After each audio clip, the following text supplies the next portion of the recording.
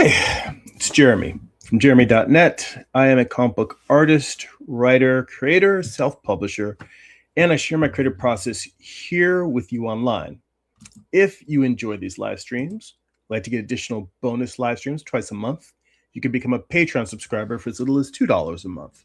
Head on over to patreon.com/Jeremy. It's patreon.com/GERIMI. If you'd like to get a free digital sketchbook, work in progress animated GIFs delivered right to your inbox, blog posts about what I'm reading, what I'm watching, what's inspiring me creatively, you can sign up for my free newsletter at substack.com/@Jeremy. And if you'd like to purchase physical copies of my comic books or if you read digitally on Kindle, you can go to amazon.jeremy.net. They'll forward you to my Amazon author page. So we're going to pick up where we left off last week. I see Herman's already in the chat. It says, what's good, G and peeps? Hope all is well. You know what? Another day of survival. That's all you can ask for. So last week, we were talking about comics and composition. And I said that we were going to do some analysis of comic book storytelling. And I am nothing if not a man of my word. So I pulled up some samples here. Let's see here. And we have got some, I figured if we're going to start, let's start with the king, Jack Kirby. So I feel you. Herman says, I don't know. It's been rough, but hanging in there. You know what? All you can do is just keep putting one foot in front of the other. That's what I try to do every day. Every day, getting out of bed's a victory. Let me see. Where's my little, here we go. My little tablet glove. Keep my screen smudge free and not responding to random hand taps. Okay. So the idea here is not quite doing a master study, but really just sort of looking at how a master comic creator leads your eye through the page, how they enforce the storytelling. This is a page from an issue where the Fantastic Four meets the X-Men, I believe for the first time, because the X-Men are in their old-ass costumes. It's kind of crazy having, so many of the early Marvel characters Kirby created, with the idea of him having two of his co-creations, the Fantastic Four and the X-Men, meeting each other in an issue. At the time that it was happening back, I guess in the 60s, this must have been mind-blowing to see this. X-Men and Fantastic Four facing off. So one thing that I will start with, and I should probably lock this layer, otherwise I'm going to accidentally draw on it. One thing I should start with is that in general, in comic book storytelling, there's a path the eye follows, and they call it sort of the reader Z. And even if you're not necessarily doing a 6-panel grid or doing a page that has 3 tiers, the idea is that humans read left to right, top to bottom. So generally speaking, for Western comics, this is going to be the path that your eye is following overall. And you want to lay out your page to move the eye smoothly through this path, while at the same time, you're also trying to create visual consistency between each individual panel. It doesn't necessarily mean that it has to be like a storyboard where each one looks like it's coming exactly after from action to action, but there should be some sort of connective tissue for the visual choreography of leading your eye so that you understand where in the sequence of events the next panel takes in relation to the one before it. So that was just the overall view of just comic book storytelling 101. It's just moving the eye from left to right, top to bottom. And yeah, there's going to be times when you're going to have a comic book page or a comic book panel where the eye is going to be moved from right to left, or the figure is going to be moving from right to left.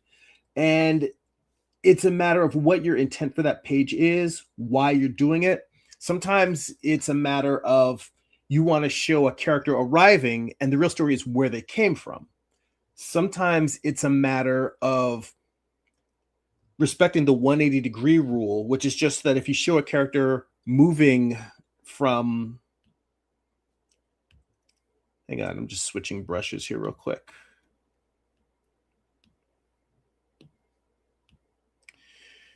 If you show a character moving from left to right in one page, you can show them from the front in the next panel. You can show them from the back, but you don't want to show them moving in the opposite direction because that's very confusing.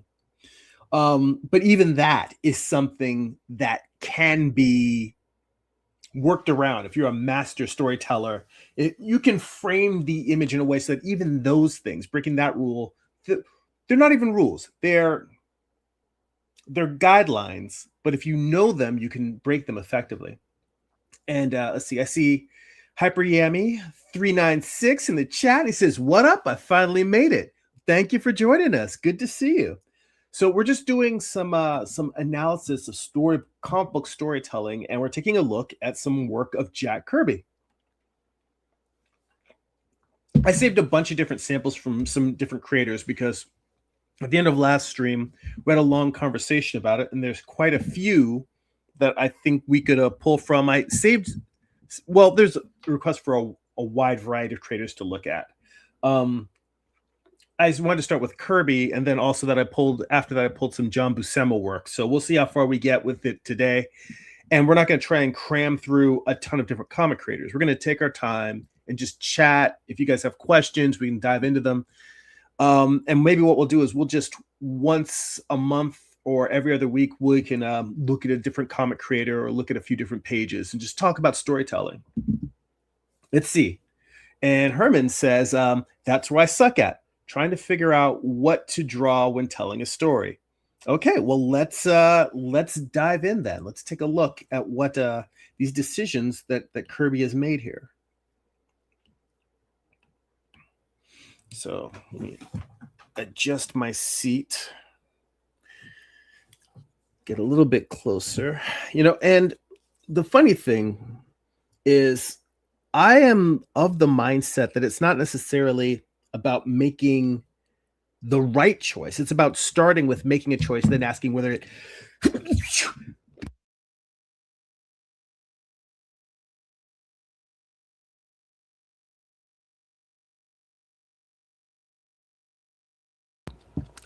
pardon me, sorry, my allergies are acting up today, which I think I know why. It's because my air purifier was off for a few days. I need to turn it up a little bit.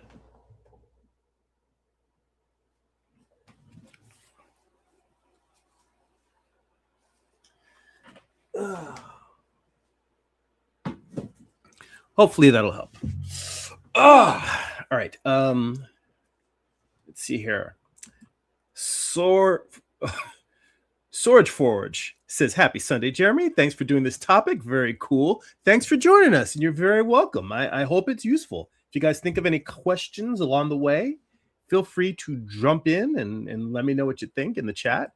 Let's see here. Herman says, like what sequence of drawing to show? That's why I struggle at animation. This was something that I meant to bring up because we very specifically talked about this in the last session. Let me see if I have this image handy. Hang on a second while I look in my files and grab something. Hang on. Let me hide this for a second while I get in here. There is a folder that has some very specific images.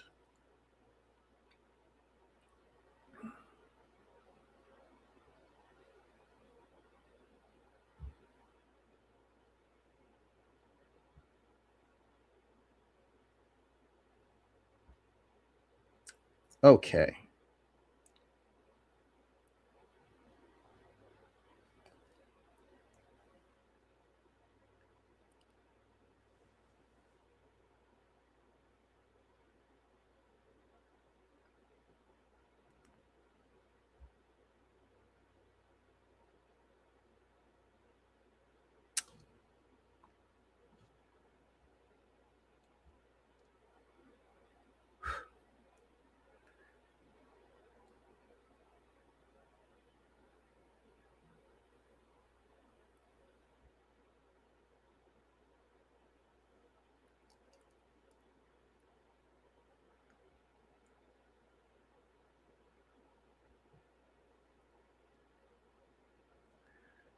Let me bring this back up now. All right. So we talked about this diagram last week, and I think Amar found a copy and posted it in the Discord. And I'll post it in the Discord after this stream is over as well. But this is the funny thing is that in my mind, this diagram was a specific comic book character because that's sort of the power of John Buscema is that he makes it feel super heroic, even if it's just a basic mannequin. But the idea of choosing what to show next, and you mentioned the relationship between this and animation, and I think that's a fair comparison, just in the fact of you're trying to go, from one action to the next action, and he'll show you if you're trying to decide what poses to pick. He's saying whatever action a person's doing to start at the beginning or the end. The ones that are close to the beginning or end, they work okay. He even notice the fact that he gives you the benefit of the doubt. He says that the one right after these, right after the end, he's like, they're not bad. They're okay. They're all right. They work. He's not going to bust your balls on this one. But he does say that the in-between poses are the ones that don't have much energy. So when you talk about what to pick in a pose, it could be as simple as we're veering rapidly away from Kirby, but that's kind of what I want. I like these conversations to be free flowing and to just see where things go. But for instance, if you wanted to simply, let's say the action was simply a character getting out of a chair, depending on what angle you have them sitting at, the actions might be as simple as, okay, now my brush is way too big.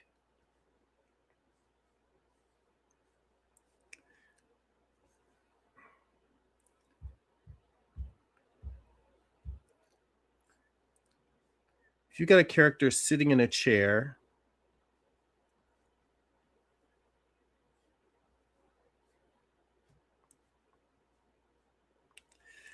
the action may simply be, first panel is them sitting, and then the next panel is them leaping out of the chair excitedly, like, hey, I'm not standing for this bullshit. Like whatever it is that you have them saying.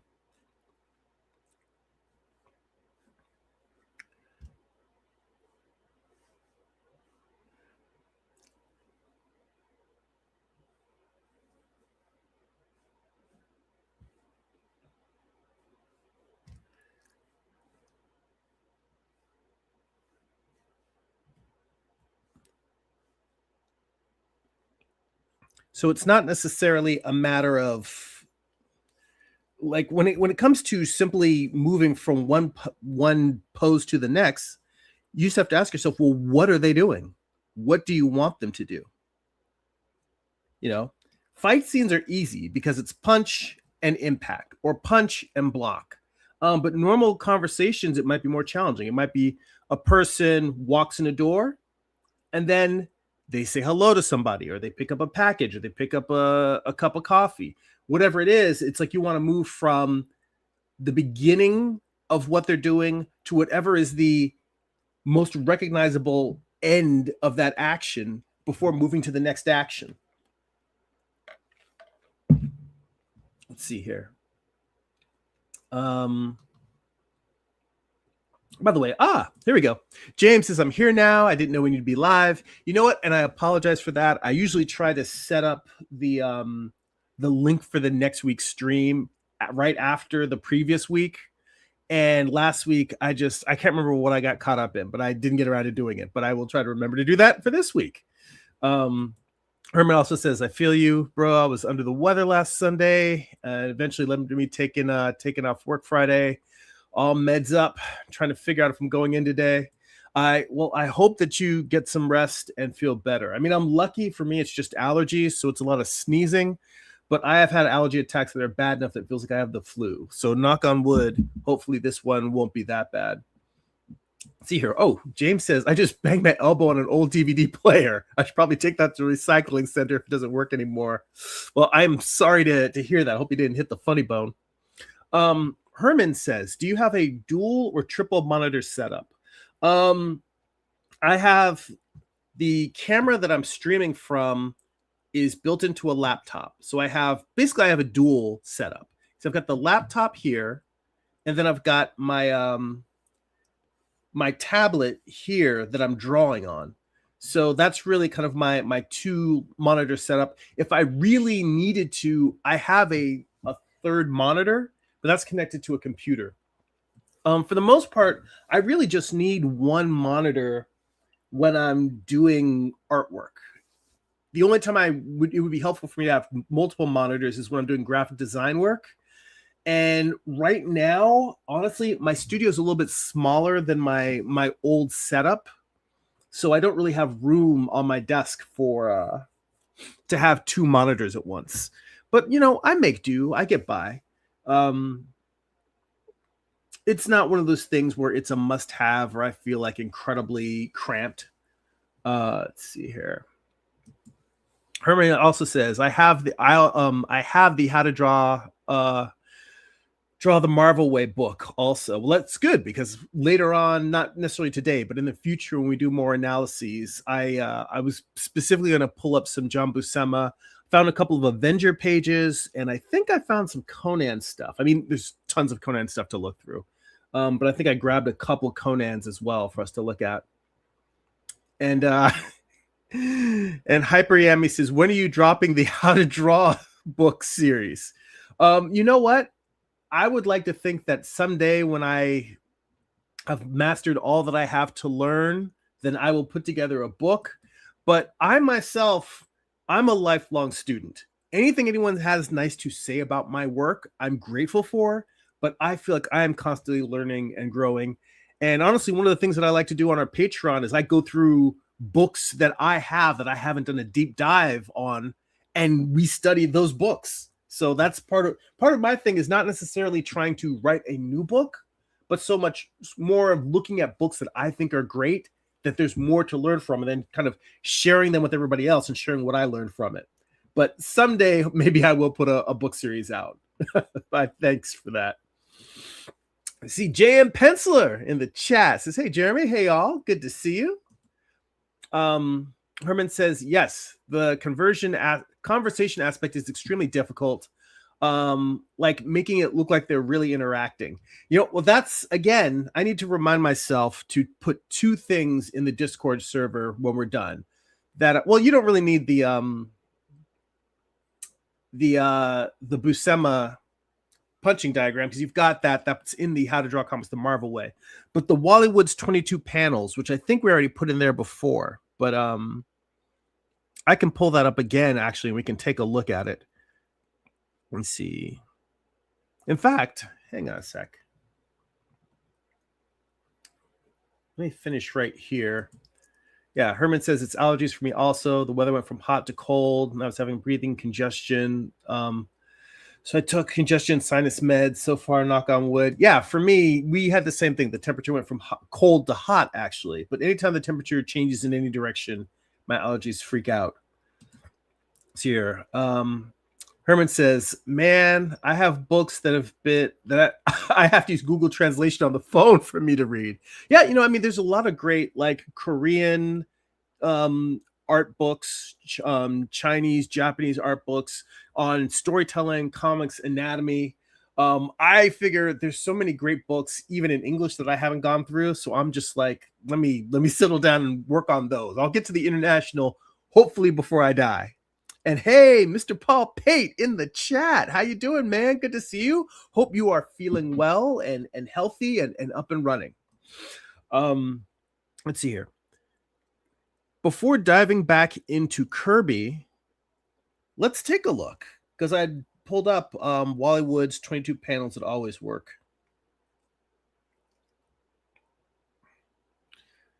And see, the funny thing about this is that this unto itself could almost be, you could almost make a story out of this one chart.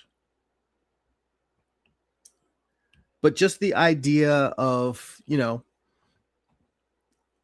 just simple things like, a normal close up, an extreme close up, having two characters talking, back of the head, front of the head, profile. Okay, I'll tell you this.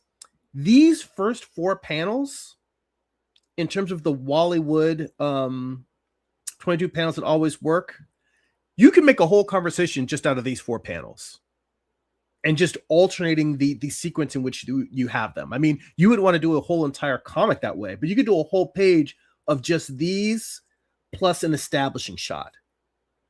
And he gives you lots of options for establishing shots. One where you've got a full figure that's, wide with a character in the foreground. And he specifically says, dark foreground, white. I think the bende means bende dots, meaning like a halftone pattern.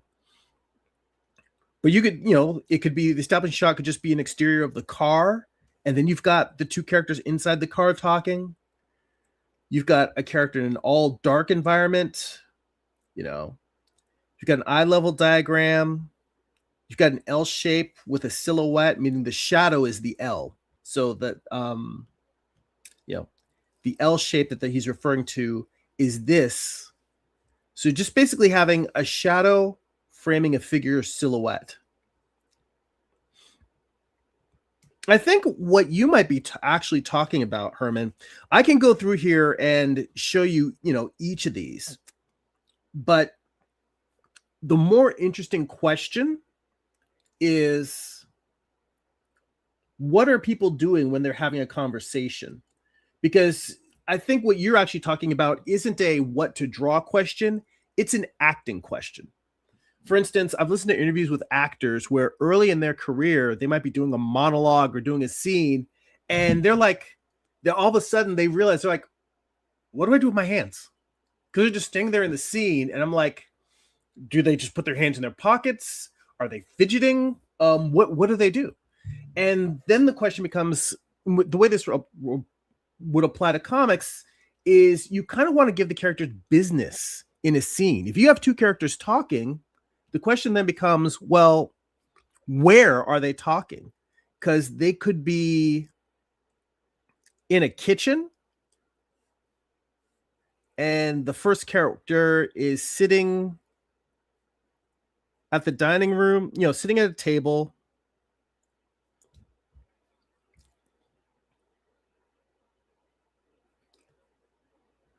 And just the fact, originally I was going to have the coffee cup over here, but then I realized if I move the coffee cup off to the side, I can add the steam, which will tell you that it's a hot beverage. Point is that they could be sitting here, eating their breakfast. Meanwhile, and this is part of composition, they across the room, another character comes in the doorway. Make that a little bit taller.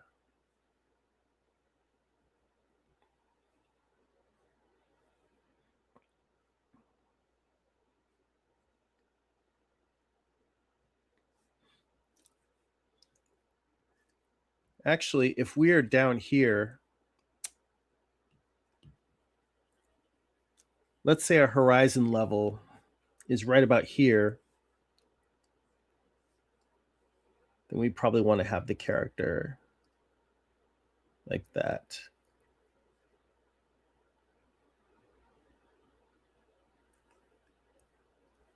Character coming in the room. Now, it depends on the nature of the scene. The next shot might be the character who just walked in the room might be reaching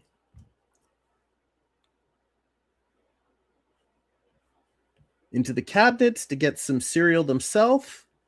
And then while the other character now is like close up.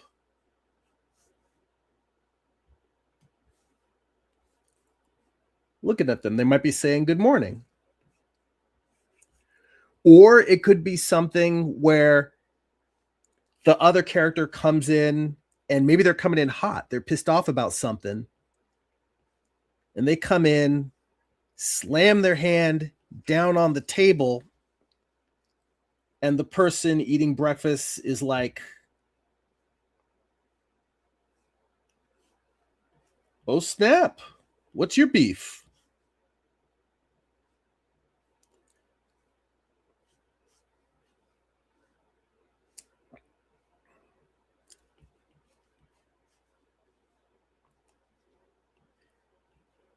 You know, you could even have something where maybe the coffee gets knocked over. Or not even knocked over. It could just get jostled.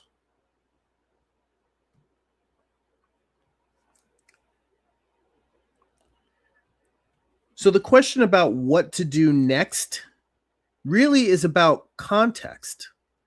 When you ask yourself, well, I don't know what to have the character do, what is the location they're in, and what is the context of the interaction the characters are having? And then it's almost like, you know how in Street Fighter, you can go in and you can like break crates in the background, throw people into stuff, break cars. Think of a comic book page like a video game that has an environmental fighting system where you can have stuff, and it doesn't have to be a fight. This could be, you could have a romantic conversation, and maybe it's a couple of characters, they start getting it on and they're like knocking glasses off the table as they're, you know, groping each other and doing whatever. It doesn't have to be combat. But whatever it is, you want to bring the environment into the story. The story is just simply asking yourself, what are these people doing? Like, if you had to tell the entire story without words, how would you tell that story? Start with the action, and the dialogue is almost like rendering, and the action is the structure. You know, you don't want characters just standing there illustrating what the words are saying. You want the story to be told visually, and then the rendering, the dialogue can be kind of like giving you a bit of color, a bit of style, a bit of flair to it. It can give you that hatchet. It can give you that sense of, is this an edgy character? Are they a sweet character? Are they funny? Are they smart? Are they dumb? You know, dialogue can do that. Are they a liar? Are they intentionally saying things that are counter to how their actions and behaviors on the page are working? You know, those are the places where dialogue comes in and brings in nuance. So let me see here. Let's scroll back up. Let's see here. I see Chris in the chat. How you doing, Chris? Good to see you. Paul says, I don't know if I want to tell my next story in comics or animation. I think comics is the way to go, but I've never been one to follow the recommended path. You know what?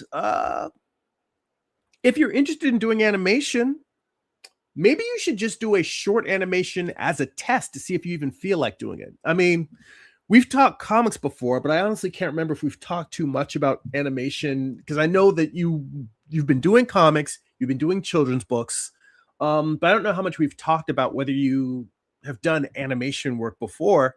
Maybe you just animate a short scene, like a 30-second scene or a 2-minute short story. Maybe you animate something that you want to do next, or you animate something that you've done in the past.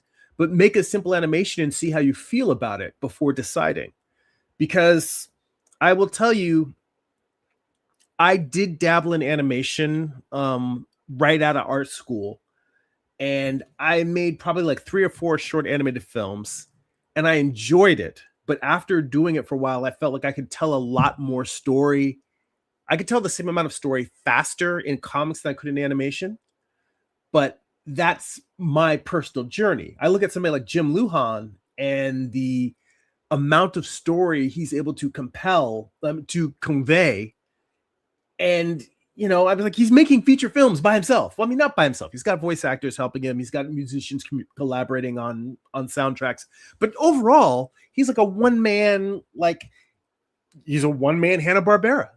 And he's doing it with limited animation, but he knows storytelling so well that he can make you feel the sense of movement and story without doing a whole lot. He can do it with just making characters' eyes shift back and forth and mouth flaps. Let's see here. See, Amar just hopped in to the into the stream here. He's already in the chat. I'm gonna add him to the stage. Amar, before you dive in, I'm gonna go through the last couple of comments here because I know once we get going, we may not shut up. So let me see here. J.M. Penciler said, I agree with your statement earlier. It is harder to do character performance heavy panels as opposed to action panels for sure. Yeah, I mean, because in action, it's just, are they kicking? Are they punching? It becomes a simpler dance choreography versus the subtle interactions of people, because you don't always, when people are doing normal subtle things, you really have to say, well, why are they doing that? And giving them something that's interesting to do, but is still subtle. Let's hear. Herman says, right, I see that. I just wouldn't want to repeat a lot of the same old frames when trying to make it look like they're interacting. Said, that's when doing perspective is key. Using low, 3/4, close up. Let's see here. And Paul says, I think Wallywood's 22 panels are a last resort when there's no action. That's my understanding. You know, I think that people, it's a matter of who's using them and how. Like if you look at Brian Michael Bendis, if you look at a lot of his early comics that he was drawing, like the Jinx World comics, if you look at that stuff, he really relies a lot on the 22 panels. And it's literally just a matter of if characters are having a long monologue, give them just enough variation from panel to panel that it feels like it's alive, and you stop thinking about, oh, it's almost the same pose over and over again. You know who else is great is Kevin Maguire with his Justice League International work, because in his storytelling, he's doing it where you'll have characters where they're having a lot of it's a lot of people in superhero costumes, but it's like a sitcom, and they're around an office and they're just joking and talking about stuff or busting each other's balls. And it works because he's really good at drawing expressions. But the panel composition itself, you know, Kevin Maguire can draw incredibly dynamic fight scenes when he wants to, but he can sell you a conversation and make you care about what's happening. You know, it's a testament to both the writing and his quality of draftsmanship and visual storytelling. And I'm almost wrapped up here, Amar, because I hear you. I figure you jumped in. You probably got some thoughts you want to share. Let me hit these last couple of comments.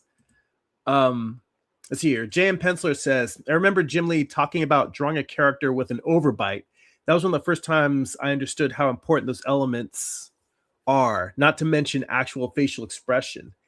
Yeah, that's very true. Making characters, giving them individual traits and characteristics that make them unique, that makes them feel more real. And if they feel more real, the reader connects to them more. And Herman says there are some artists that are amazing at subtle drawing, but it matches the dialogue, or has a good interpretation and feel of the scene or sequences. No, I think that's very true. And to be honest, I feel like the easiest way to get good at this stuff is to draw a 9-panel grid. Why am I doing it this way? I'm being stupid. To just draw a 9-panel grid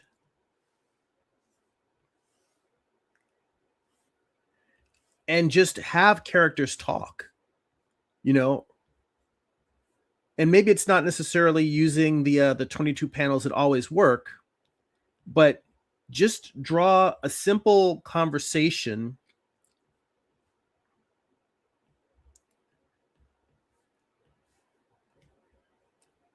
and try to express like, that looks happy. You want that to look sad. But literally just try to take two characters, and this is something where I drew this and I wanted to go to a wide shot, but then I realized that's a wide shot below another wide shot. That's another thing about composition, is I realized, oh, I don't want to do that. What I want to do, oh, well, this is something I could do, is just have the character put their hand on the other character's shoulder.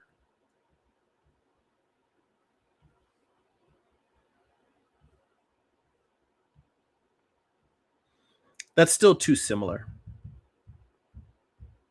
What I really think would work better would be more like hand on shoulder.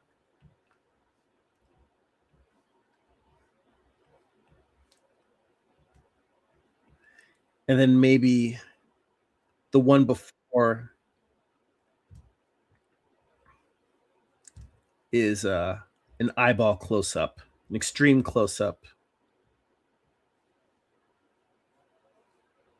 Seeing how upset the other person is. Point being is that this is just simple stick figure boxes storytelling. But what you do is you start doing stuff like this, and it's like you just try and you make one. And then you look at, well, what's not working? And then you just change what's not working. No one comes up with perfect poses and perfect storytelling out of their head. You have to try and do the bad version first and correct it. And I feel like you're getting stuck on the idea of coming up with perfect thumbnails right out of your head, and that will stop you from working.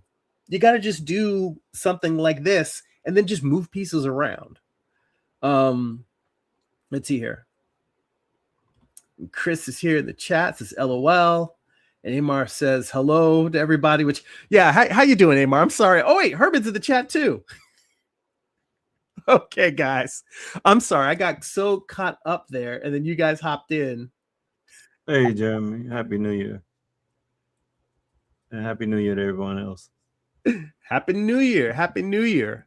I don't know if your audio is low or whether I just need to turn mine way up.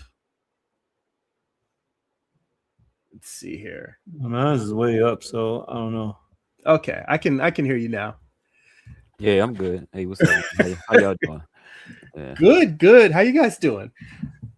Life, life, and just trying to get over this, whatever, man. Like I said, it was building up. Like last Sunday, I wasn't feeling well, and it just all of a sudden it just kind of hit me on Friday, like to the point where I just could not go to work, and like I'm still feeling like this weird congestion, whatever was going on, but I can't afford to stay home, so like that's sad. I gotta go to work and try to handle my business, even though I'm kind of bust up a little bit, but I'm gonna drink a lot of tea, hot tea and stuff to try to keep that and take the congestion. Hopefully, I'll feel a little bit better. But it's good to be here. Sorry to hear it, man. Rest up. How are you doing, Amar? I know you said same shit, different day. Yeah, I was just hopping on because I didn't get a chance to hop on last time. I know it was probably late, so since it's the new year, I decided to jump on. I didn't really have nothing special to say. Okay, well, good. It's good to have you here. You can comment in as we go. Now, I'm scrolling back. I was gonna say ditto. Yeah, same here. I just wanted to let you know that I'm here. Good. Everybody. Well, I see. Like you put in the scenario in here. You said a scene. Guy walks into a room to say hi to the boss, and then scene 2, guy spin kicks boss over his desk, and throw his uniform at him. So I guess that's his resignation, huh? Pretty much, yeah. I was like, yeah, I like extreme stuff like that, but like, I mean, I'm sure that I can illustrate that, you know what I'm saying? I can show like some guy, like, from, like you said, like the angles that you just chose, like how you got the guy like waving like that. That's what I was thinking. Like, yeah, he's hey, how you doing? Like to his boss, whatever. And he walks in, instead of spilling the coffee, it's just like I don't know, like a wide shot of him, just like he's leaping in, that boss is like reeling back, like, oh my god, like too late. And the spin kick just like spin kicks him off, over the desk or something like that, and he just throws the uniform at him. and it showed a scene of the boss, like I guess a low perspective angle of the boss Mhm. laying on the ground, and then have an angle showing like from that low perspective of the guy walking out the door, something like Mhm. that. So I mean, I a little bit, but like it's just the long haul, the whole like you did, like the whole 24, 48 something pages of like, and then trying to figure out as I'm going on, like, and what positions to put people in and stuff like that. Like, it's just like, I'm like, oh my God, like, am I truly an artist? Like, can I figure out how Well, to, you but know, you but that's the thing. You said going from like you could illustrate something like that, that, that that one scene, simple thing.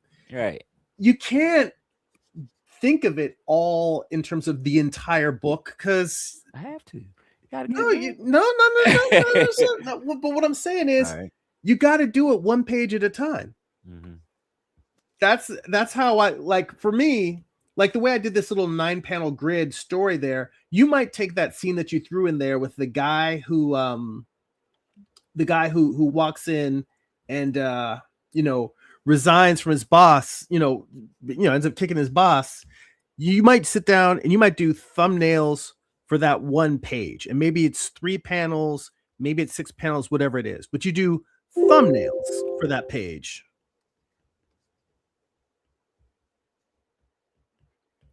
That's just one page, but you don't, that's all. When you're doing that page, all you're thinking about is that one page. When you go to, page 2, you start with just thinking, all right, you may take into account, well, you should take into account what happened before, um, like if the next panel is the character walking out, you might think, all right, well, where is he going to appear at the next panel? Is he appearing at the street? Is he appearing at home? Is he in the car? Wherever he is. He threw over his uniform. So what's he wearing now? You may take that into account. But once you figure out where you're starting with this, you just do the same thing with the next page. You just focus on getting through that page in thumbnails. You ain't worried about rendering. You ain't worried about you. The only thing you might worry about maybe is lighting, maybe the time of day. Maybe you may decide because it'd be easier to do certain panels in con. And by the way, doing panels in silhouette, I'm a fan of the way Wally Wood uses it, which is it's more of a design choice to break up the rhythms. It's not necessarily, oh, they're standing behind a bright light and they're silhouetted.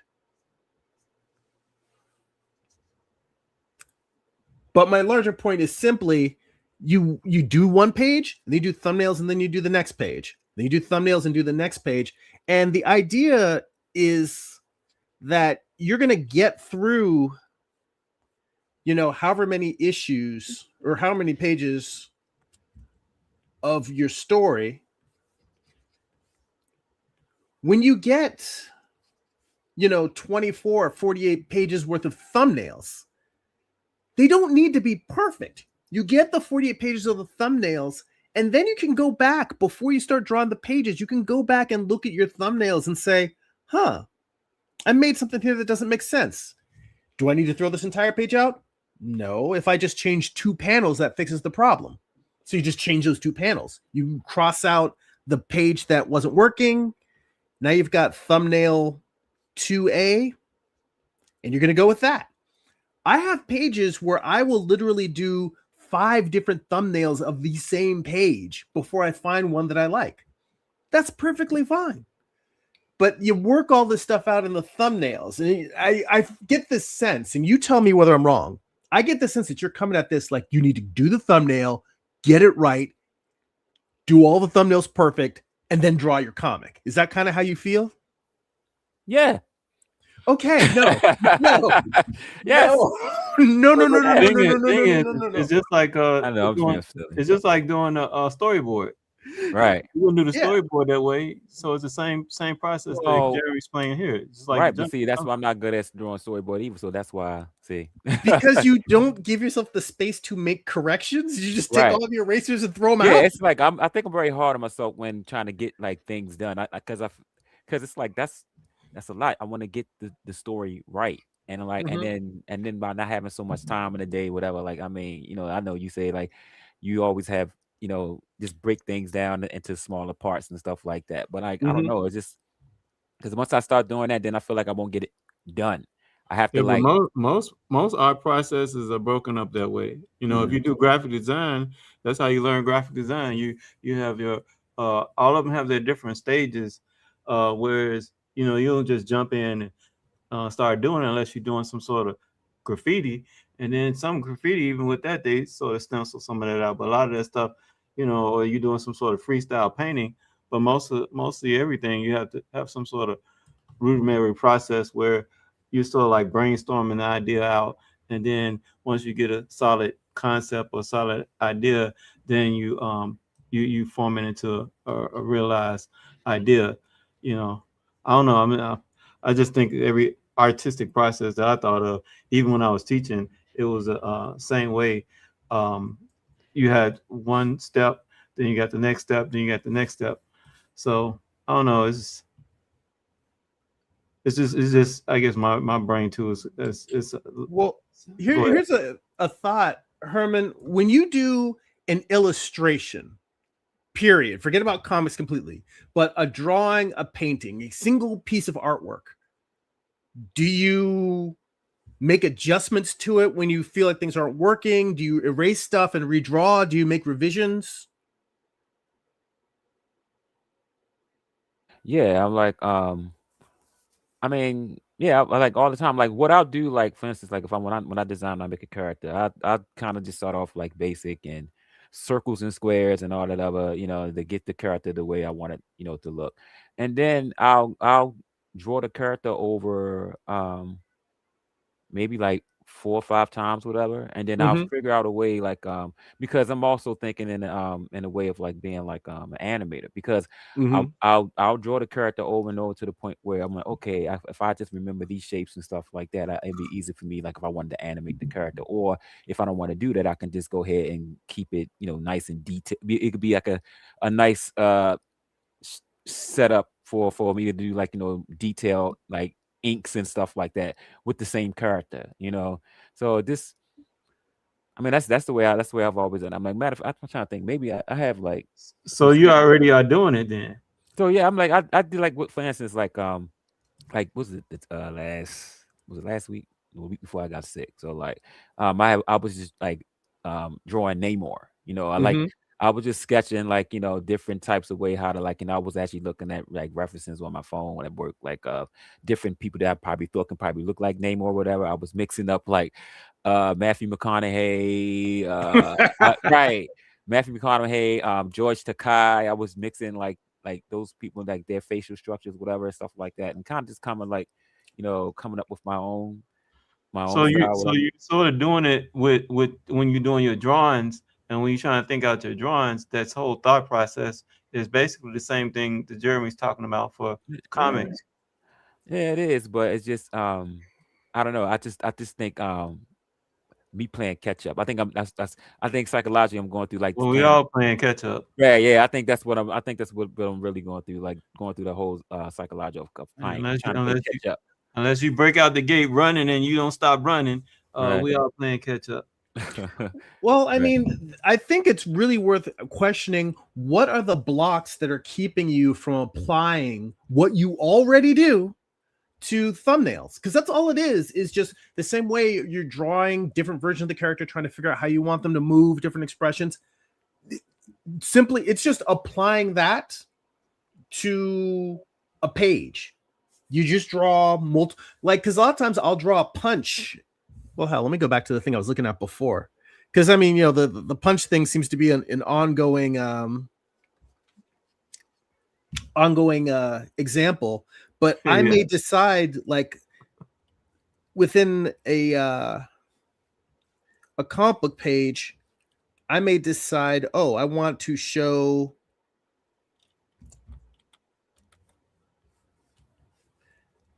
the character with like the fist coming up front, head, head tiny in the background.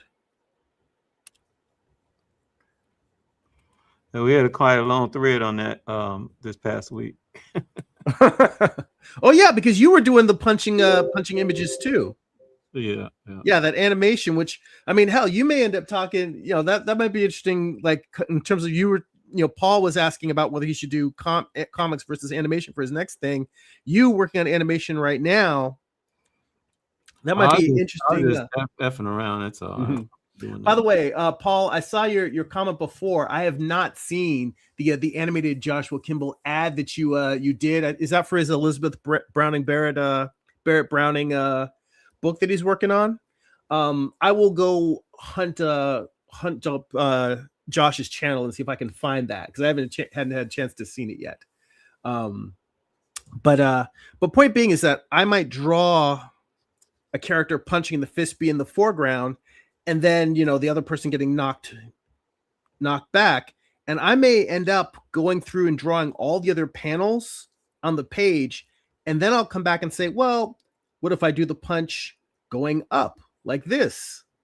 What if I do the punch where you see the hand going away, like you're actually seeing it from the angle of the person getting punched, so you just see the hand after you got clocked? And I will do like 3, 4, 5 different stick figures trying to figure that out. And what I'm hearing is that this process of experimenting to find the right answer seems like something you're either hesitant to do, or you have some sort of block that's keeping you from experimenting to find the right answer. Or maybe you just don't like doing it. Maybe it's not. Yeah, maybe. I mean, I don't know. Like, it's just, I don't know, because then it's like, I don't know, the whole process is just like figuring it out. Like, it takes a lot of time. I just want to get it done, and it takes a lot of time. And like, it's fair for you to say you want to get it done. Right. But the thing is, you don't know what it is to get done. Right, exactly. Well, that's okay. Well, I think we're getting to the heart of something. That's why I'm sticking. Why I'm gnawing on this bone, because ouch. Until you know what you want to get done is, you can't do it. You're just flailing. I think I'm a perfectionist. That's all it is. I think that's what it is. No, well, I think, but how do you get to perfection? Trial and error. Right. Exactly. I get that. I'm just saying. The key thing is figuring out what you want to do. You have to go past perfectionism. You have to figure out, what is it? Like you brought up that detective project, right. Is that really what you want to do? Because I have the same, I won't call it blocks, but I'll start. Darren already know I start something and then stop it. So why am I keep starting stuff and then stopping it? What's stopping me from doing it? I can do it. I don't have no problem doing the thumbnails and the storyboard and all other stuff. Right. But why can I get to the point where I can animate it and then finish it, or make it into a comic, or do whatever it is that I want to do with it? What's blocking me from doing that? And my honest answer is me. Right. It doesn't have nothing to do with any of the other artistic things. It's just me. As soon as I find some kind of reason to escape, I pull that parachute lever and then I jump out. Mm-hmm. That's pretty much it, because if I was gonna stay on the ride and go all the way to the destination, regardless how bumpy it is, then it's like, okay, I'm gonna stick through it. If I have a hiccup here, the program don't work, I'm gonna keep doing it. But what happens is when something happens, I pull a lever. Mm-hmm.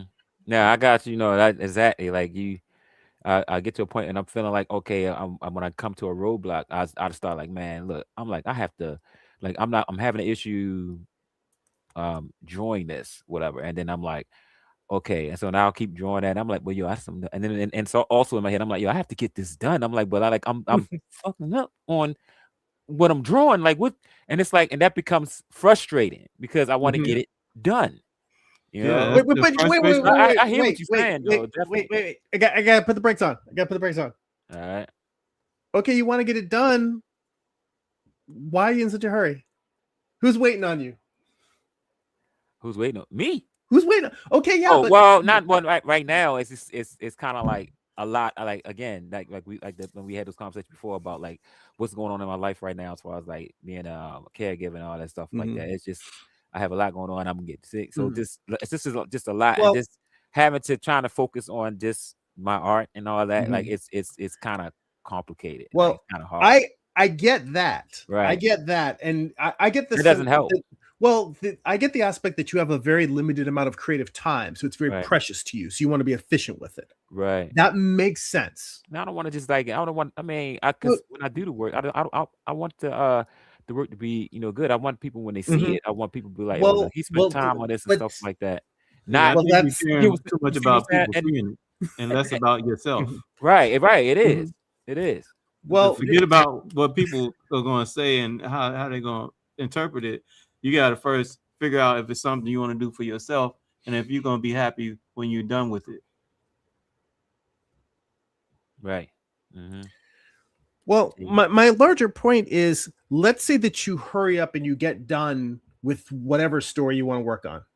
Then what? let me say it again, Jim. Let's say you finish the comic book that you want to get done, Right. that you're in a hurry to finish. Once you finish it, then what? Then it's finished. Yeah. Then it's finished. Finished the way that I hoped that it would look like for Well, me. For my me, point is that when you finish that, are you never going to make another comic again? no. I think if anything, I'm like once it's completed, I'm like I can be like I did it, and then I'll continue on whatever else, you know. But I can tell you, probably Jeremy can tell you this too, because he done it more than any of us here. Right. Uh, but I'm pretty sure once you finish it, you're gonna be happy for that Mm, nah, one I know. second, and then you're gonna be like, well, I gotta do something better because when you look back at it, Right. it's not gonna be exactly what you thought. Even though all you spent all this time on trying to Mhm. make it the way you want, you're gonna still see the flaws in it. Right. well, I think that the larger thing that I'm trying to get at is that I struggle with perfectionism. Hmm. Amar, I think Amar's, even though Amar will rail against perfectionism, the Right. fact that he quits projects after he gets started is a form of perfectionism. Because Right. It is. if it's not what he wants or he can't get it the way he wants, then he doesn't want to do it. So he'll bail on that and start something else. Point being is that once you finish a thing, all of the mental blocks and the reasons why you could do it or couldn't do it, it's like once it's done, and then you move on to something else. Maybe that something else is another piece of artwork. Maybe you're like, hey, I made this, I don't need to make art anymore, and you move on with your life. My point is, instead of looking at it like you're trying to make it perfect, what you should look for is trying to make it fulfilling. I am somebody who I'm much more. I think that if the process of if the creative process is fulfilling to you, then to be honest, it really doesn't matter whether the comic comes out good or not. To me, I honestly think that, and I say that because we've all seen comics where the art may not be the greatest, but it's still an interesting read. And we've also seen comics where they look amazing. I mean, we've seen comics where it's still interesting to read, even if it doesn't look great. We've seen comics that look great but aren't interesting. Sometimes you're lucky and that you get something that has both great art and great writing. But I think the only way to get to those things is to trust the process. Meaning that if you sit down and you're like, okay, I've got 20 minutes to 20 minutes is all I have today to do anything creative. Then you sit down, you start, all right, I'm working on thumbnails for this one page of this story. And instead of getting mad at yourself that you didn't even finish the thumbnails for that page, you work out sort of maybe half of the thumbnails. And you're like, all right, the panel, I think maybe this page just needs one more panel. So I need to rework and figure out how to make it a 7-page panel instead of a 6-page panel. And then the next day you come back and you finish the other half of the page. And then the day after that, you start the next one. Maybe you spend the entire week thumbnailing one page, and then the following week you thumbnail 5 pages in one day. The process, we would like to believe that we control the process. Right. But to a certain degree, what we have to do is we have to show up and put forth, we're getting real woo-woo here, but you have to put forth your creative intention, meaning I want to tell a visual story today, and I want the story to be about these characters and to express this. You start telling that story and you see where the process takes you. And some days it comes together exactly like you want. Some days it takes you someplace unexpected. And some days it just kicks you in the nuts repeatedly. You just keep showing up. And one day you look and you're like, oh, I just kept putting one foot in front of the other and I have a completed comic book story. But instead of just putting breaks in yourself, I'm trying to encourage you to keep engaging in the process, right? With what limited time you have, and also not just to keep engaging with it, but to try and find the joy in doing that as opposed to the frustration. Right. Like that whole thing that I have about fixing bad figure drawings, where I say that like every bad figure drawing I have is a lesson in all the things I don't know. Right. I'm way past being pissed about the things I don't draw well. I simply look at it like, oh, this came out crappy. That's yet another thing for me to learn. All right, let me dive into this. Let me pull out the anatomy books. Let me try and pay attention to these aspects of a pose when I go to life drawing class. All those things. I just look at it like for me, it's like somebody who likes doing the New York Times crossword puzzle. It's supposed to be one of the hardest crossword puzzles out there, and people do it all the time and butt their heads against it. And it's people have clubs for people who just are able to finish it on a weekly basis. Right. It's like that to me. That's what art is like. It's just an ongoing puzzle, and I enjoy solving the puzzle. And I think it's really if you can make a perceptual shift from fighting the process to playing the game. If you can make it a game that you're playing, a puzzle that you're trying to solve, and the puzzle continues to change and morph as each time you learn something new and get something, you're like, oh, I got this. And then it morphs into something new. It's like playing Super Mario Brothers and getting to that new weird level where you're like, what the hell is this? Right. That's art. Now, I think one thing I wanted to add is I've been fighting this for probably decades. Mm-hmm. And I had this conversation not only probably with Jeremy, but then other people that I talk to online via like chats like this. So the thing is we are both at all three of us probably around the similar age. Right. I think that at this stage you want to have more things done, and you would like to have more to show, especially when you feel like you're at a certain level, even though you may not really be at that certain level. It just may be all in your head. But the thing is what the issue is we've put a lot of time in and we don't have a lot to show for it. So I think we have to realize where we at and probably be happy where we at, and then be confident in that whatever time we're going to spend on this, if we really want to do it, we just put the time in to do something, do something really small just to see if you can do it. And then once you see that you can do it, even if it's one page, like this one page that right. Jerry's showing here, just if you say, okay, I'm going to just do this story. At the beginning of it, it's going to have this, it's going to be 6 panels. It's going to be this story about whatever. You can just pick a topic. And then something that may be something that you really care about. You take that one topic, you start here, you say, I'm going to just put in the word bubbles or just do a thumbnail. This is going to start with this, and at the end, this is going to be the result. And you say, okay, I'm going to do this. And then you're going to find, I guess, the enjoyment out of it.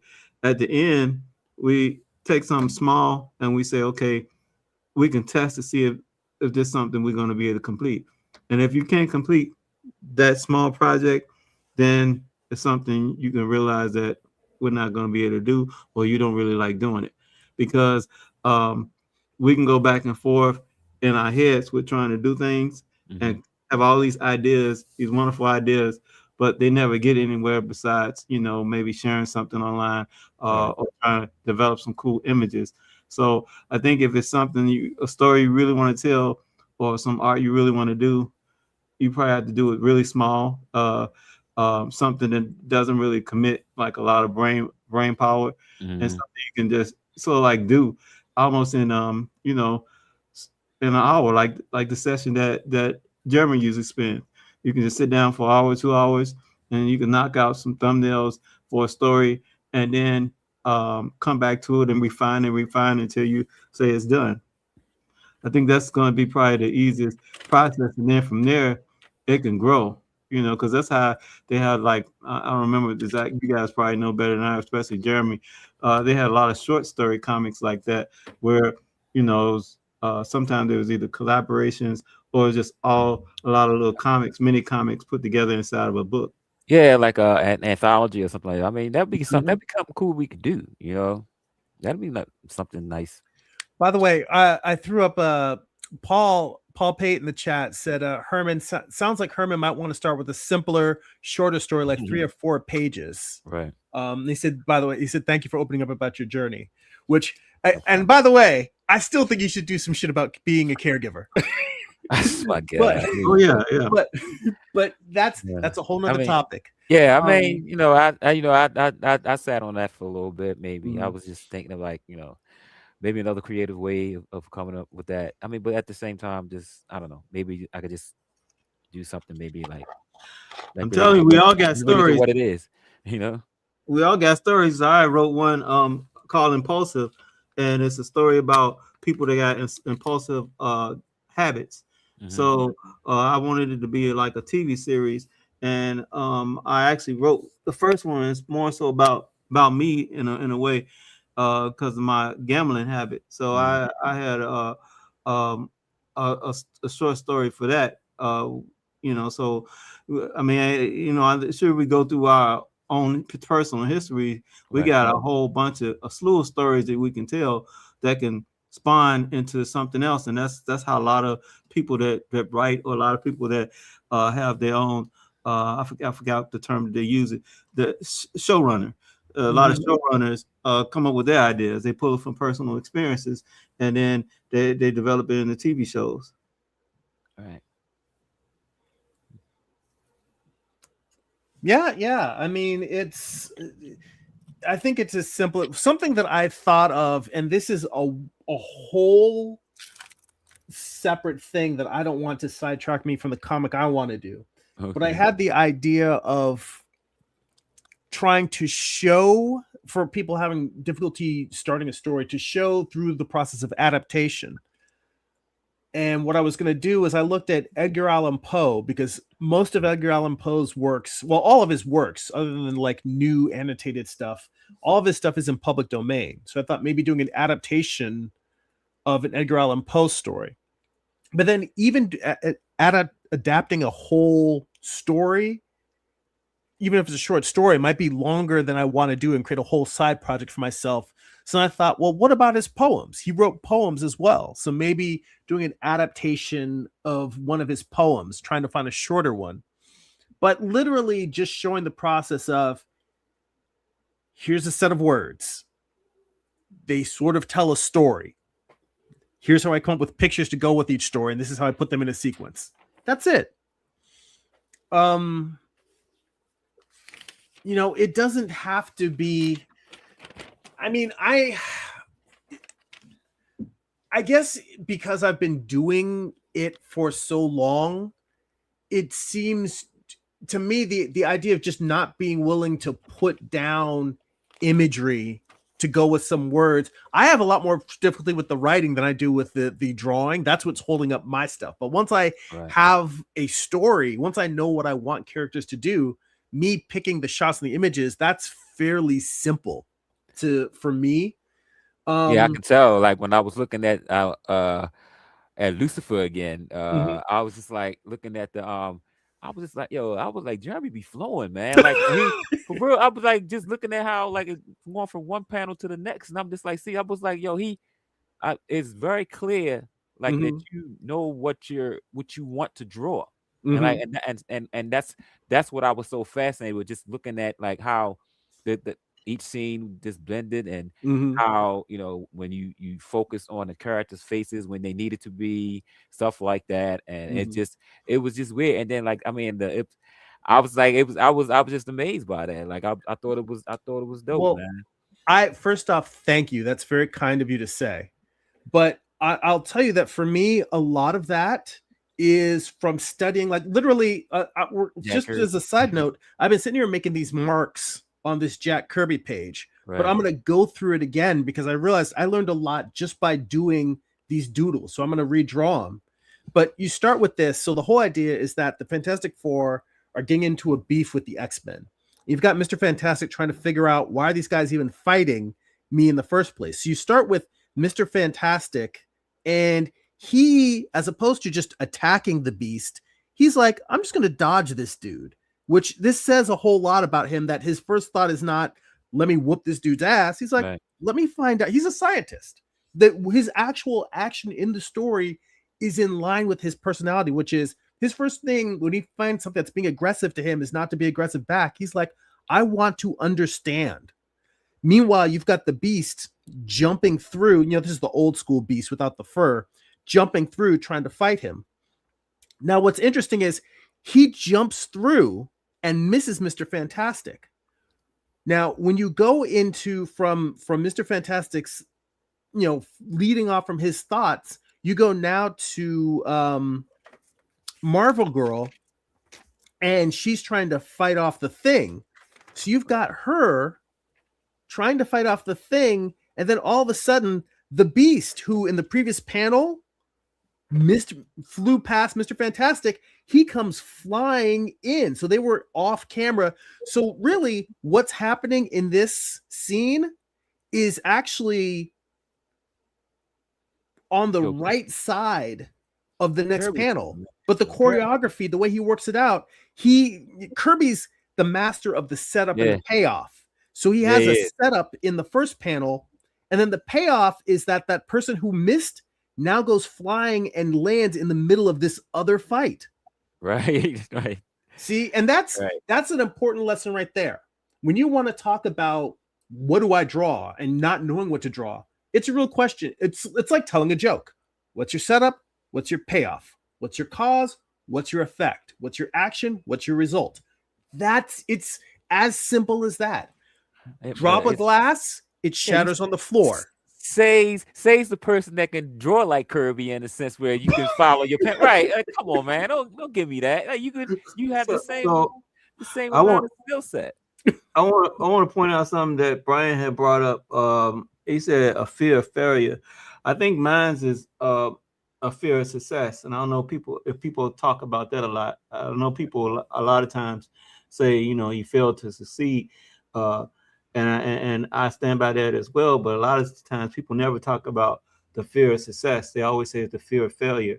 Mm-hmm. And I think some people have the fear of success because some people are not ready for success. You have a lot of people that is in that 27 club is because when they got success, they couldn't handle it. And I don't know if that was the fear of success. But the thing is sometimes people are not ready for success either. You can have that fear of failing. But I think sometimes, succeeding is something that people are not ready for. Mm-hmm.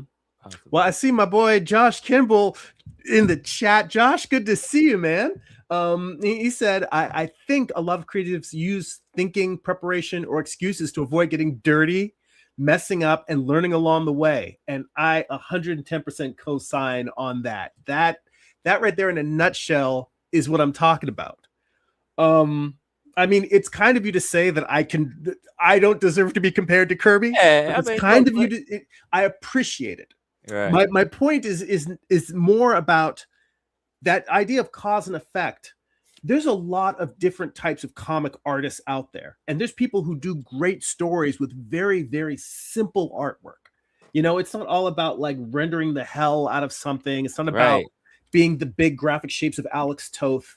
That's the beauty of comic books, is that there's so many different styles of art and styles of storytelling within that art. I really like Toth stuff, man. Are you familiar with the Hernandez brothers and Love and Rockets? I heard of Love and Rockets. I think you probably mentioned it to me before. No. Okay, well, the Hernandez brothers, they are the master of like the low-key storytelling, because it's like a cool indie punk rock melodrama. It follows these two girls that they start out as like indie punks in the 80s in a band. And it's so about so much more than that. I mean, honestly, it starts out as like a weird sci-fi story, but it evolves into just a normal slice of life, like Southern California, like drama between like all of their crazy friends and family, and there's crime and there's drama and there's romance. But the storytelling, when we talk about, the stuff that I'm looking at here with Kirby, where we see the cause and effect, a character getting thrown into a room and them falling over, then having those characters, once they fall over, now moving through to the thing, actually being able to get his hands on Marvel Girl and being like, she's like, for all of her mental powers, she's like, Beast, do something. He's coming. It's like she's like, she got all these incredible mental powers, but this isn't Dark Phoenix Marvel Girl. This is just like a young telekinetic. And once somebody who can move physical objects gets his hands on her, she's like, I'm screwed. Right.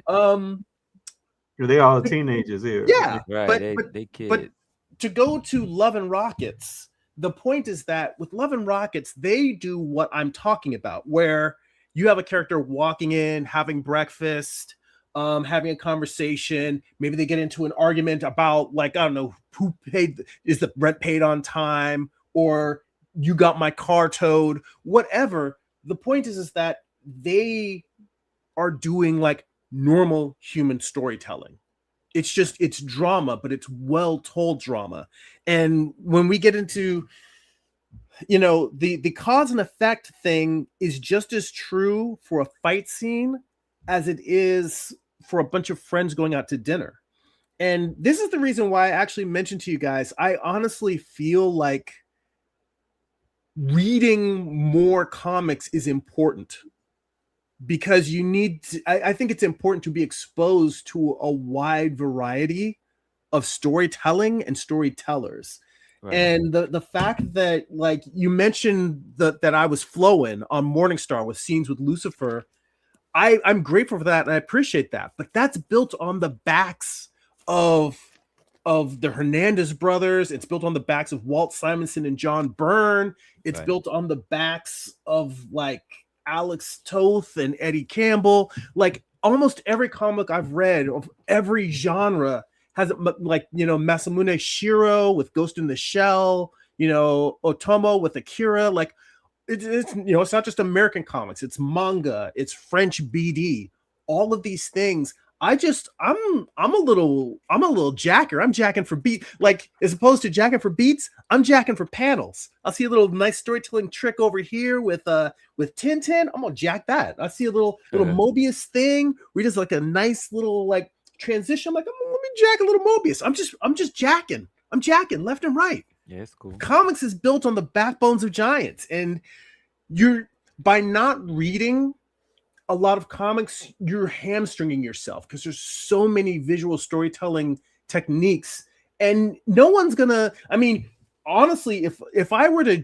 jack somebody's panel one for one where it was so recognizable, I would put a little after, like if I stole something from Alex Toth, I'd put a little after Toth at the bottom of the panel. I would, if it's that clear of a lift, I would call it out. But comics is all about straight jacking other people's storytelling and remixing it. Right. Yeah. So, I mean, there's so much there that you can do. Let's see here. Josh mentions, he says, think of it like a fist fight. You either get beaten by excuses or you throw some punches and stand a chance of being in the ring. Right. Sounds right. I mean, it's one of those things where I want, what I want it to be more fun for you. I want you to be able to have fun. It used to be. I think now that I'm older, like, and it's just kind of like I'm trying to play catch up. That's all. I think I'm going through that, that part of my life, whatever, as far as like.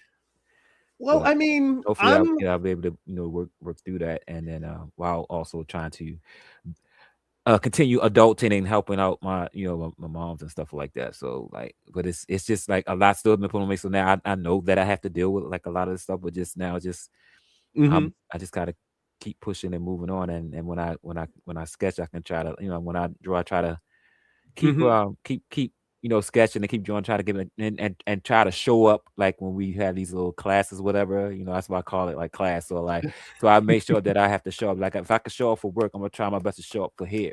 So that'll help beat that into my head. Even though I'm still not really doing much art, I'm thinking about art, and I am working on my writing process, and I'm getting I'm doing like sketches, like so. Yeah, also like just to show I'm not lying. I got sketches and stuff done. I'm gonna post them in there just to show like if anybody just want to look at them, whatever. That's up to y'all, But I'm gonna post it on the in the Discord. Yeah, please do. That's what it's there for. Yeah, it's just me just doodling that work, So yeah. Well, I mean, here's the thing. You can. This is the thing I would like to encourage you to try. Is literally when you're doodling, one of the things you can do is just draw panel grids, and whether it's 6 or 9, just draw panel grids and put stick figures in them, because I think that's the thing that will help is reducing the anxiety you're bringing to the thumbnailing process. Right. And it's unfair of me to push you as hard on that, because for me, thumbnailing is my favorite thing. Like literally, if I could do nothing else but just thumbnail all day long, that's all I would do. I love the shit out of it. So the idea of it being an object of anxiety or it being a block, it's alien to me. And it's like somebody telling me that like my girl is ugly, because I'm like, I love thumbnails. What you talking about thumbnails? Don't you be talking shit about my girl? Right. You're like, I feel down for thumbnails. I'm with it. It's just that it's like when I was in school, like that was I think I mentioned before, like how a teacher, like he sent us out and like, yo, we had to do like basically go out in Baltimore, walk around, and he wanted us to do nothing but thumbnails, and we had them have like almost like a booklet by the time by the time the end of the semester was over, like of this unnecessary whatever. Just like, I mean, I was walking to a tree, I gotta draw the tree. I gotta walk, see a store, I gotta draw. Like he just had us doing that through the whole semester, whatever. I'm like, man, because when he first dropped on us, people, he was like, man, he was in the classroom like, man, oh my God, like what are you talking about? Like that's too much. But then by the time we got towards the end of it, it was like, like, okay. And you can see the body of work, like, so like, I mean, I hear what you're saying, like, but it's like when you see it all done, you like, when it's done, you feel good, So yeah, I mean that aspect of it isn't a problem. It's just the other stuff. The like I'm in the midst of like not say midlife, but like in the midst of like going through like transitions and changing and and helping changing for me, having to change more for myself to aid my mother and possibly other stuff. Just growing old stuff, you know what I'm saying? So like going through that process while trying to, get back into like doing my art. Well, this I'll tell you that okay, I appreciate all of that because we're in similar age ranges. And I know that I've put out a couple of graphic novels, but I still don't, I feel like I have a whole body of work that I should have produced by now in my life that I haven't as well. Right. I feel even with what I've done so far, I still feel the same way you do. Right. But the way I've adapted it in my mind is that no artist finishes all of their work. I can't think of how many people quit art, but I don't think artists retire. I don't think you get an artist who's just like, I've said everything I have to say with art. I'm done. I'm putting the brush down. You just keep making stuff until one day you can't make things anymore. Right. So to a certain degree, I've tried to remove the frustration at where I thought I would be or how much I thought I would be done with by now. Because I thought that, because I think I published my first graphic novel when I was like 28 or 29. Yeah, and I thought to myself that I was going to publish a graphic novel a year from 30 to 40, and then I'd have 10 graphic novels. And by that time, I at least would have had something or enough of a body of work that I could do it full time. That's not how it planned. That's not how it panned out. But what I have done is I've done enough now that I've said, okay, with whatever time I have left, I just want to enjoy making things. Right. And it's allowed me, I don't want to go slower, but it has allowed me to slow down so that I can figure out what it is that I want to do. And I guess what I hope for you and what I encourage you to do is to look for the things that you enjoy the most in the creative process and build those things into the things that you aspire to do. So if you can make the short story or the comic that you want to make, if you can build it around the things that don't frustrate you, the things that don't give you anxiety, the things that actually make you excited to draw, to pick up a pencil or a pen, if you can build the things you're doing around that, then you can make it so that every day you get up, and it's like going fishing. You get up every day, you go to the pond, you put your pole in the water for a little bit, maybe you catch something, maybe you don't, you fish a little bit, then you got to go work, then you got to go handle family responsibilities, and you got to eat, then you got to sleep, then you got to do it all over again. But it's more like having a monkey on your back about all the things you wish you had done by now. That isn't helpful for your mental health. It isn't helpful for your well-being. It isn't helpful for any creative person.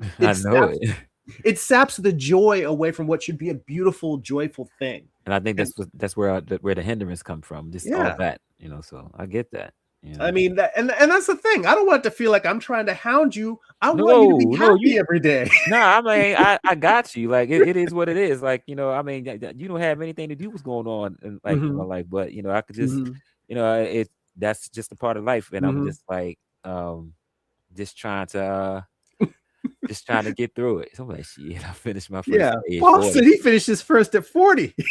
There you go, Paul. Yeah, right. It's like age ain't nothing but a number, and remember, comics art in general is one of the few things where there's no age barrier, there's no age limit, there's no cap. Ideally, we get better with each day as we make stuff. So that's the beauty, is that we can keep doing this and keep refining into our golden years. Right. Let's see. I see my boy Jamie's in the chat. Good to see you, Jamie. Thanks for dropping in. We're doing art therapy. We're doing comics therapy here. Which that's the answer to Josh's question. What kind of show is this? I didn't finish mine. The 48, and mine was just a web comic. So do you have it? Where can I see that? Like, is it? Yeah, I'll share it to you. Okay, cool. Via Discord. But by the way, I was going to ask you, did you ever make a print version of that webcomic? No, because I want to redo it. But no, I never did a print version of it. Well, maybe do a print. I mean, I'm not saying go out and spend money, get a bunch of copies printed, but maybe find a print on demand. A print on demand service, and you can just put it up and let people order it. Oh wow. Yeah, that'd be cool. I'll look into that. But I share it to you via Discord. But okay, cool. Now I was thinking about, you mentioned about the process. What do you love about the process? I think to me, if I can do one thing all day, if I had to do it all day, outside of just fine arts or sculpting or something, I think for me, world building or IP development probably be my thing that I love doing, because I can sit up and take an idea. And you can give me an idea, like you gave me that idea that you had for your detective thing, and you gave me the general overall idea. I can build a whole universe around that, and I can do that probably in less than a day, probably some hours. When I used to do it, I probably can do it in some hours, because I used to do that when I was streaming. Come up with an idea and then have the whole characters, all the universe and everything mapped out in like a Google Doc. And then you can start laying out like possible ideas for the stories. That's stuff that I like doing. Now all the drawing process and all the other stuff, I don't like that as much as when I was younger. Yeah. Well, here's an interesting thought. And by the way, Byron makes a really good point. He said a lot of artists don't hit their stride until their middle ages. Said Tolkien didn't publish The Hobbit until his 40s and Lord of the Ring until his 60s. Wasn't Kentucky Fried Chicken? Wasn't he like 70, 78 or something like that? Oh no, he was old dude when he and even the Fantastic Four I'm drawing right now. I don't think Kirby started the Fantastic Four until he was like in his mid 40s. Right. And mind you, you know, he had already done Captain America. He had done a bunch of other Marvel work. After he left Marvel, he still did Commandy and the New Gods, had this whole other career that dude was working at like, DC. he was a And monster. then after that, went into animation. So it's like, you know, all of these people, you're not at the end of the road here, man. It's funny that they showing him love now. As far as, I mean, what's name? I think the guy that did the artwork for that did the Superman animated series, he showed a lot of love for him, like in the animated series, and also like Fleischer. No, the guy that they had, he did the animated series with Paul Dini. Oh, you mean Bruce Timm? Yeah, like he showed like a lot of like, because I mean, one of the characters like in Superman animated series, the cop, that was actually that was him. That was he definitely had a character. I forget what his name is, but he was a detective and he had like a cigar chomping. Yeah, he was a full-on Kirby character. Yeah, I mean, you can see the Kirby in Bruce Timm. He definitely right. Spoilers, not going to tell you, but he got rocked though. On the episode. But yeah. Paul says Colonel Sanders opened his first KFC when he was 100. Oh, he wasn't. Yeah, come on. See, you've been hanging around Jim too long, man. Yeah, that's crazy. But I posted the what's the name? My sketches there. Like, can you? And I think I just posted the one with the process I went through, like trying to find out what name would it look like, and you can eventually tell like which one looks the better one, like eventually, you know, when, because I'll just keep drawing over and over, drawing different stuff like that. But like, yep. Anybody, if they want to check them out, they can. They just sketches. Hey, you know what? But that's the point. All the stuff I'm doing is just sketches, and the sketches are what you build the finished work on. This, I think that's the thing that for me, I love sketching, because to me the sketching, I love sketches, I think, more than I love finished artwork. So a lot of people devalue them and look at them as throwaway, or it's half-assed, or it's just sort of like it's the background work behind the finished thing.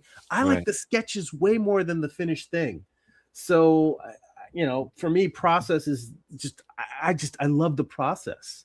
You know, and Jamie said in recent years I haven't really done this, but he said when people ask, one advice I always say is make comics. Just make stuff and keep making what you like, and you'll get better if you keep it up. And you know, that's and he goes on to say, and you'll find your audience. If you like what you're doing, someone else will most likely will too. Yes, that's very true. It's no matter how weird or abstract your ideas are, there's going to be someone else out there who responds and connects with it. And in a world of 7.5 billion people, I don't know what we're up to now. But however many people there are on the earth, even if 1% of the earth connects with what you're doing visually or story-wise, that's still millions of people. Now, there might not be millions of people that are online, and there might not be millions of people that are reading comics, but if you can, out of the pool of the millions of people that would be interested in your work, if you can just get a hold of 1% of the 1%, right, that's still thousands of readers. You can make a career off of that. I haven't yet, but you can make a career. You can make a career out of it in time. And honestly, a lot of the stuff, here's the thing. Sometimes people feel like artists don't get recognized until after. A lot of times, man, they did Wilson and Kirby bad, man. Yeah. Like, this is messed up. But you know, part of it is that that artists getting done dirty by corporations, but also part of it is it takes time for ideas to spread. It takes time for people to discover, you know, brilliant art. Like even for me, as somebody who's interested in studying art, I still get exposed to golden age illustrators that I'd never heard of. Every day I discover artists that I had never known of who are brilliant. And I'm like, how do people, like, if you ever heard of William Adolph Bouguereau, he is like, his name is Bouguereau, and I'm not going to try and spell it on here because I can't type it, but he's a guy who was sort of like, I want to say that he was pre-Rockwell and pre-Leyendecker. Like I want to say he was like, I think late 1800s to like the turn of the century. Oh wow. I'll post it in the Discord, in the public Discord. But the whole thing is that when you look at his work, it's right up there with like Da Vinci and Michelangelo and like the old masters. Like it is brilliant, amazing, and he draws these beautiful lyrical like stories of like poetry and myths, and they're amazing artwork. And would you believe that? And I want to say that maybe he was right around, maybe at his end. I think it was around the beginning of Rockwell, because there was a point where people started getting into more experimental artwork and stuff that it wasn't the beginning of the abstract movement. Point being is that his work was being critiqued and kind of thought of as old hat and old like fuddy because it was too polished. They were like, "You're too good a draftsman, man. You're trying too hard." What kind of bullshit Tell you, boy, is that? yo, the human beings, man. They're all, "Oh, we hate you because you're too dope." Right, basically. So when you said Boogaloo, I was thinking that cartoon where he said yes, yeah, okay. Figaro. I couldn't spell the name. Byron's got it right here. That's how you spell his name. It is William Adolph with an E at the end, Bouguereau. And I've got a really great art book on him, but it's upstairs in my bedroom right now. I'm trying to get some nighttime reading on him. But yeah, you definitely need to check out some Bouguereau and Leyendecker. I mean, first off, thank you, Dylan. I mean, most people have heard of Norman Rockwell. When you start hearing about classic illustrators, Rockwell is kind of the first name that comes up. I didn't learn about Leyendecker until I was probably in my mid-30s. You know, and Leyendecker is one of those guys where it's like he's another one that kind of got buried by history, and he only was recently more rediscovered in later years. But it just, there's so much out there, and I'm never going to be as great as I want to be. And I think if you can make peace with the fact that you will never achieve, if you say, I'm going to create regardless of whether I achieve the heights that I want to achieve, but I'm creating because I love creating, there's a freedom to it. And that doesn't mean that doesn't mean that I've given up on getting better. It doesn't mean that I don't want to be successful. But what I want is to be successful versus famous. I don't want to be known. I just want to make good work and be able to make a living. That's what I want. You know, I'm not somebody who wants to just do a bunch of brilliant art and keep it hidden in my garage. And then when I die, somebody like, hey, look at this. Look what Grandpa did.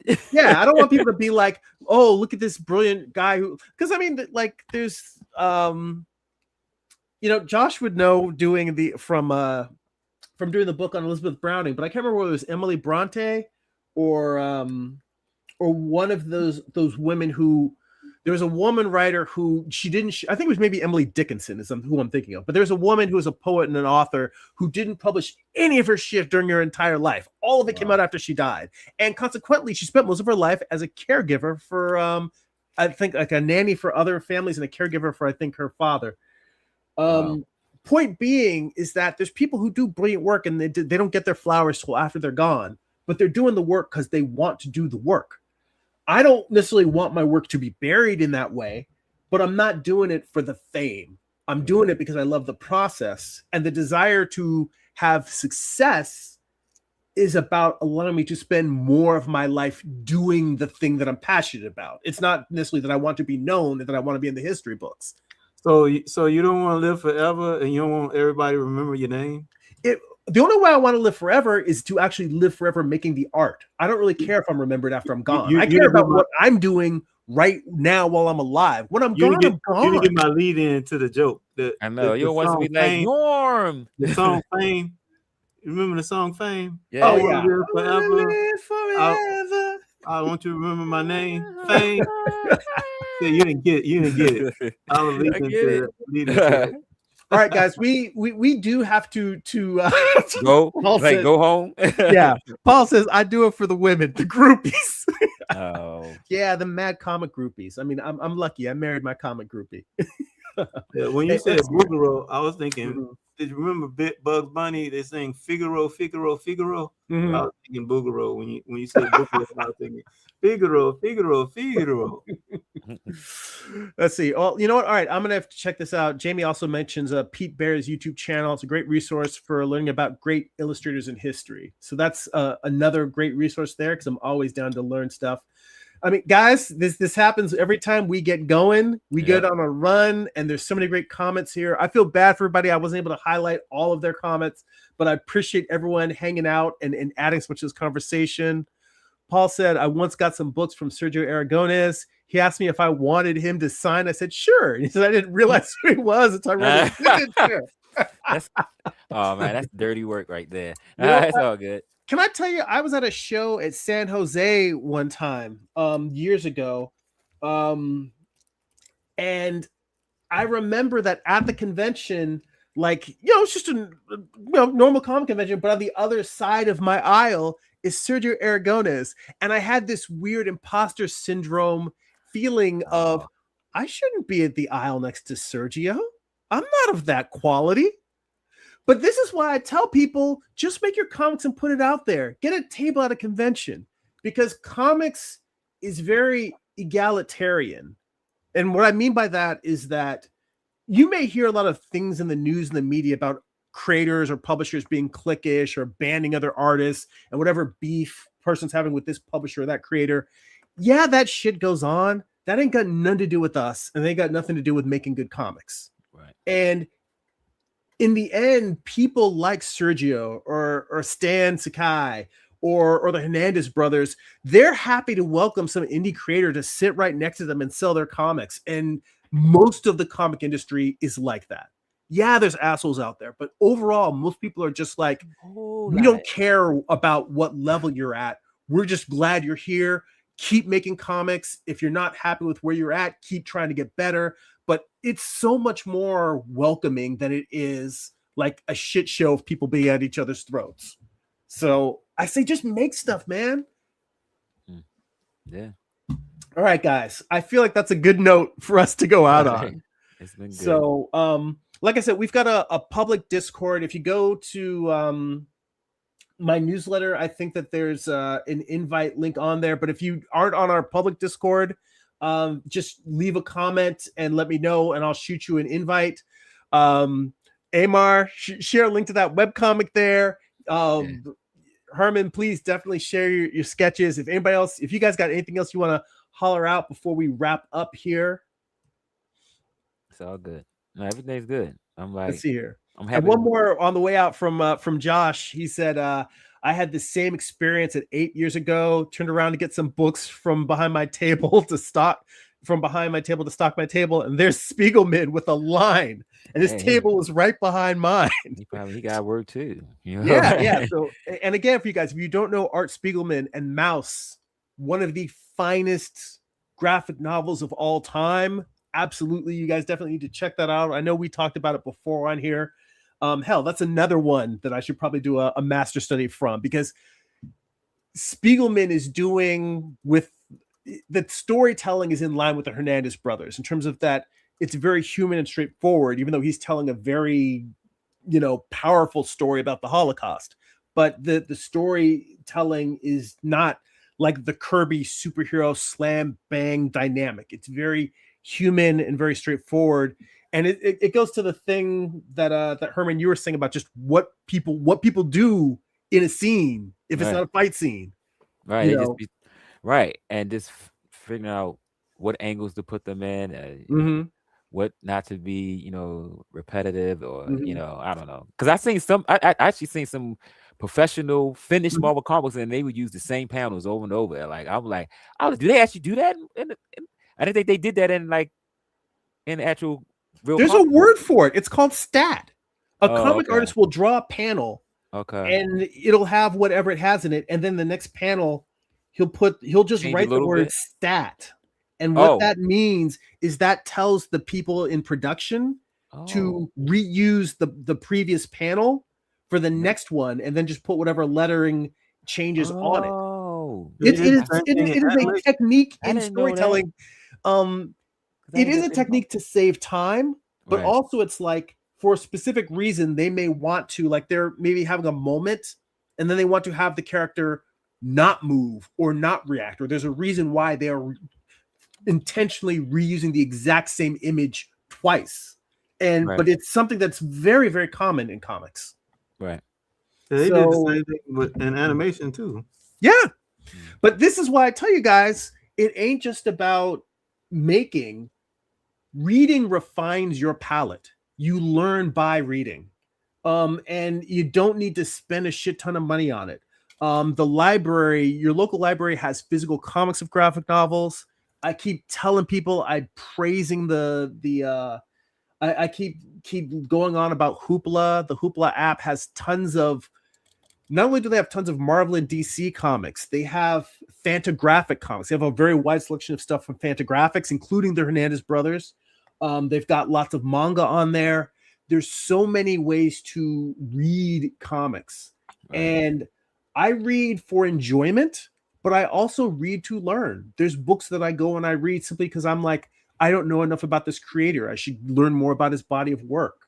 There's a bunch of Wally Wood comics that Wally Wood self-published that are available on Hoopla. They have a bunch of the old EC comics, and those you can learn so much from EC comics because most of them are short stories. 4 to 8 page shorts. You can learn so much from that. So guys, don't just, yes, I encourage you to draw and to sketch and to doodle and to write, but you also need to consume comics so that you can understand what works and what doesn't work. So you can understand, it'll give you a chance when you're reading a story. If you don't like it, don't just say, I don't like it. Think about why you don't like it, because it'll teach you stuff about your own process, about things that you want to lean into or lean away from. Art isn't created in a vacuum. We learn from consuming as much as we do from creating. All right, guys. This was a great one. And Herman, also thanks for throwing it out there. And he said, please hit the like button for G. So I appreciate that reminder because I never remember to say it. Hit that like button. If you're new to the channel or coming across this, hit that subscribe button. Josh also mentions check out Detective Perez comics, which those are fantastic. Love that. And I got to go see the ad that Paul did for Josh's comics. Perez, that's George Perez, right? Detective. Huh? That's George Perez. No, it's a comic called Detective Perez. Oh, okay. That Paul is doing, and it's a great crime series. So very much worth checking out. Gary said, "I'm late." No, you're not. You're early for next week, because next week we're having Gary on we're doing a deep dive on not deep dive because we're not going to spoil it, but we're going to be all about the latest installment of Dinosaurs versus Mars Bots. So we're wrapping up here, but you made it just in time, Gary, so we can give that a shout out. If you want to hear the scintillating questions about this latest chapter in Gary's marvelous masterpiece, you want to show up, tune in for that one. So preview for next week, y'all. Word. All right, guys. Let me go back out to my big old head and all right, guys. If you enjoy these live streams, I'd like to get additional bonus live streams twice a month. I need to schedule our next one for a writing sprint. And I think I may go back and forth between writing sprint and the art book writing group. So I'm enjoying doing both. We'll see how it plays out. But bonus live streams twice a month for as little as $2 a month. Head on over to patreon.com. It's patreon.com/GERIMI. If you'd like to get a free digital sketchbook, work in progress animated GIFs, blog posts about what I'm reading, what I'm watching, what's inspiring me creatively, you can sign up for my free newsletter at substack.com/@Jeremy. If you'd like to purchase physical copies of my comic books, or if you read digitally on Kindle, you can go to amazon.jeremy.net. That forwards to my Amazon author page. You can pick up books like my first graphic novel, Eye of the Gods. It's a standalone psychological thriller about a man cursed with visions he cannot control. You can pick up my most recent comic book, Morning Star. It is a retelling of Lucifer's Fall from Heaven as a Western. It's an 8-issue series. Volume 1 contains issues 1 through 4. Volume 2 contains a conclusion, issues 5 through 8. Both have extensive back matter, character designs, thumbnails, page layouts, and more. I basically show you how I put the entire book together.